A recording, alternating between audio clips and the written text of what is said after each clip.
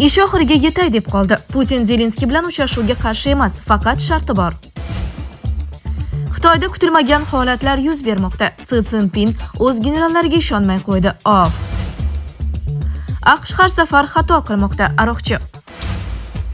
Dunyoning eng qudratli ikki kishisi yana uchrashish arafasida. Kutilmalar qanday? Olimlar shokda. Isroilda kutilmagan dahshatli virus aniqlandi. Mutlaqo qabul qilib bo'lmaydi. Tramp Eron taklifini qoraladi. Dunyo siyosatini biz bilan faol kuzatib borayotgan tomoshabinlarga assalomu alaykum. Videoga like bosing va fikringizni kommentariyada yozib qoldiring. Sedanachi kompaniyasidan erkaklar uchun maxsus mahsulot. Prostamix erkaklar salomatligi uchun tabiiy yechim. Agar sizni prostata shamollashi, ichki diskomfort yoki turli noqulayliklar bezovta qilsa, unda Prostamix aynan siz uchun.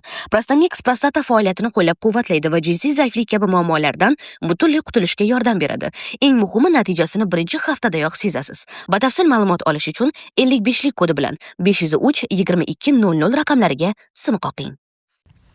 Ish oxiriga yetay deb qoldi. Putin Zelenskiy bilan uchrashuvga qarshi emas, faqat sharti bor.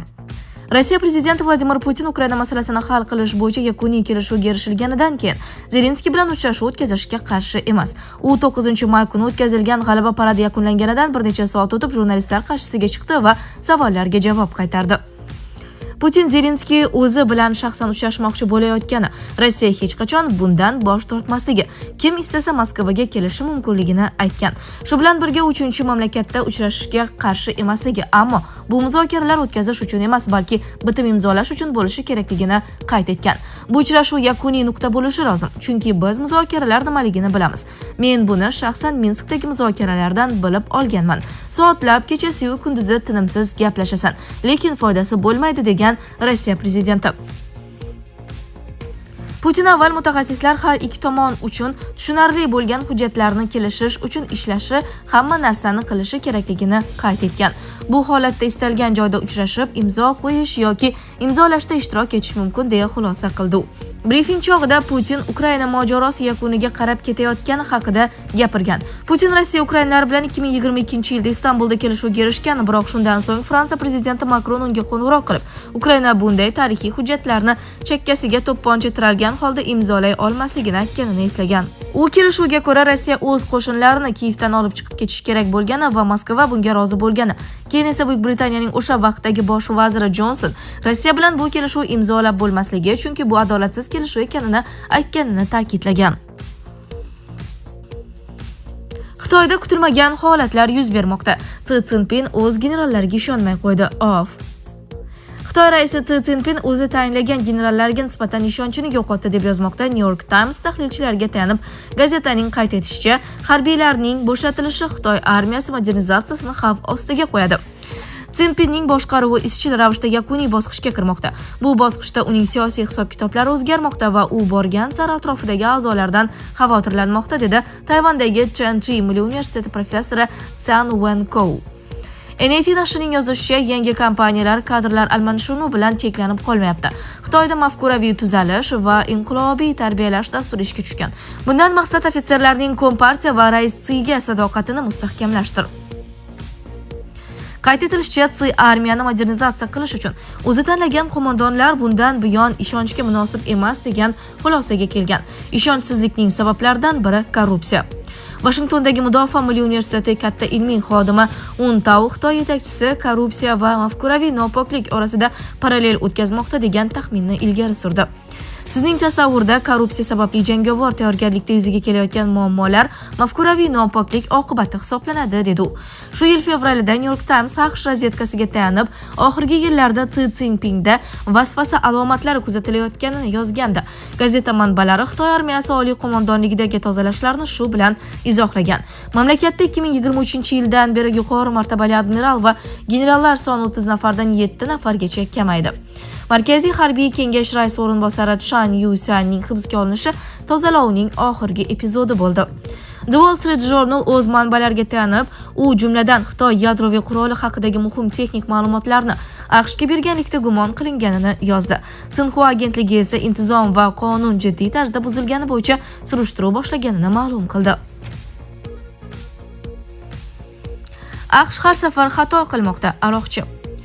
Eron tashqi ishlar vaziri Abbos Aroqchi AQShning diplomatik yechim muhokama qilinayotgan pallada har safar ehtiyotsizlik bilan harbiy sarguzashtga qo'l urayotganlikda aybladi.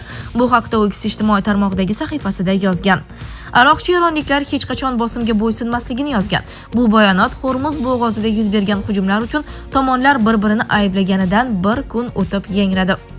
To'qnashuvlarga qaramay Donald Trump o't ochishni to'xtatish rejimi saqlanayotganini aytdi. Bu rejim fevralda AQSh va Isroil boshlagan urushni to'xtatish bo'yicha muzokaralar o'tkazish uchun joriy etilgan.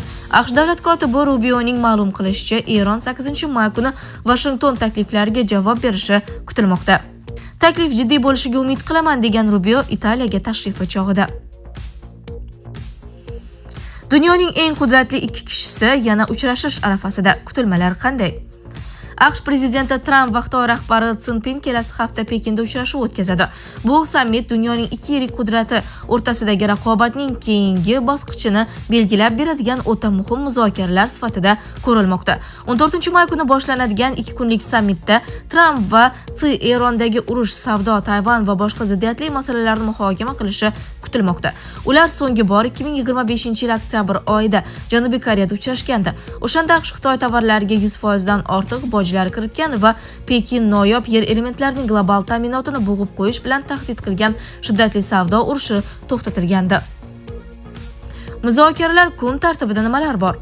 Tramp va Sin eng avvalo savdo masalalarini, jumladan bir-birining mamlakatlariga ehtimoliy sarmoyalarni muhokama qilishlari kutilmoqda. Washington tahlilchilari 5 tabiiy deb ataydigan masalalarga urg'u bermoqda. Ular quyidagilar: Xitoy tomoni Boeing samolyotlari, AQSh mol go'shtini, AQShning soya lovyalarini sotib olishi, investitsiya kengayishi, savdo kengayishini tashkil etish kiradi. Ushbu ikki tuzilma Qo'shma Shtatlar va Xitoy o'rtasida milliy xavfsizlik borasida xavotir uyg'otmaydigan iqtisodiy almashinuv yo'nalishlarini belgilab berishni nazarda tutadi.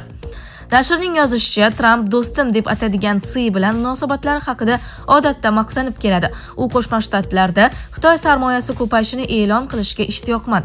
Xuddi o'tgan yilgi boy arab davlatlaridan trillionlab dollarlik va'da olib kelganidek. Biroq ikki tomon yirik iqtisodiy kelishuvga erishishi yoki chuqur kelishmovchiliklarni hal etishi borasida kutilmalar yuqori emas. Sarmoyalar bo'yicha qator kamtarona kelishuvlar va o'tgan yilgi vaqtinchalik savdo sulhining uzaytirilishi eng ehtimoliy natija hisoblanadi.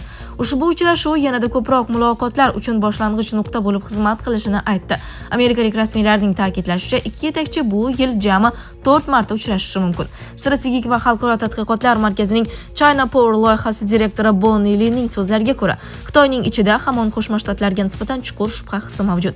Shu bois ushbu sammit har ikki tomon uchun raqobat davom etayotgan bir paytda boshqa mamlakatga qaramlikni kamaytirish uchun vaqt yutish usuli hamdir. Olimlar shokda. Isroilda kutilmagan dahshatli virus aniqlandi. Isroilda hantavirus bilan bog'liq ilk holat rasman qayd etildi.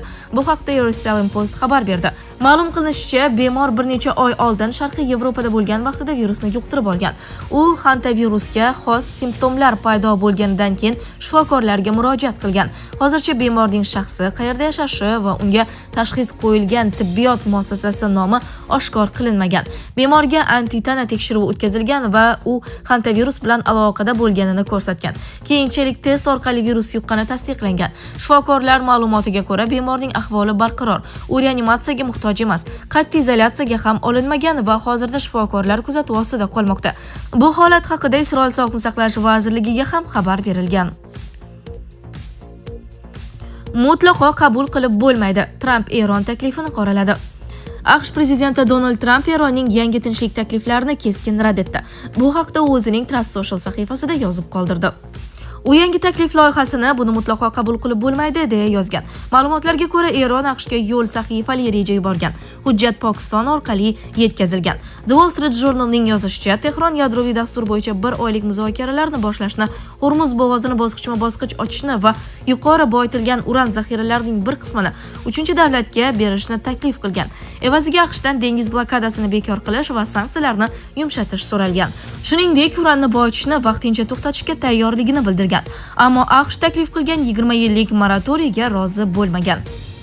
Eronning tasnim agentligi esa Trampning munosabati Tehron uchun hech qanday ahamiyatga ega emasligini bildirgan. Manbaga ko'ra, Eron muzokaralarda faqat o'z milliy manfaatlaridan kelib chiqadi. Tasnim agentligiga ko'ra, Eronning asosiy talablari urushni darhol to'xtatish, dengiz blokadasini bekor qilish, Hormuz bo'g'ozi ustidan nazoratni saqlab qolish va 30 kun ichida neft sanksiyalarini olib tashlashdan iborat. Sizlarga yetkazmoqchi bo'lganlarimiz shulardan iborat edi. Dunyo yangiliklaridan uzoqlashmang.